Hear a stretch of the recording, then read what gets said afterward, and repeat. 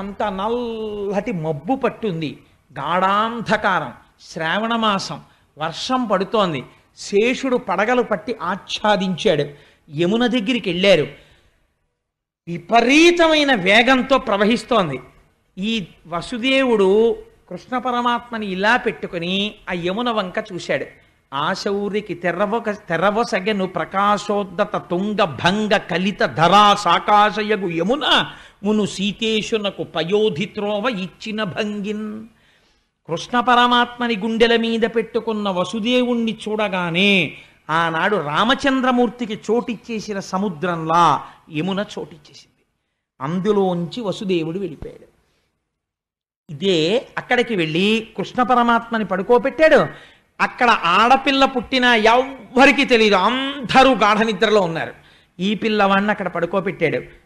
కుయ్యి అనలేదు, కయ్యి అనలేదు.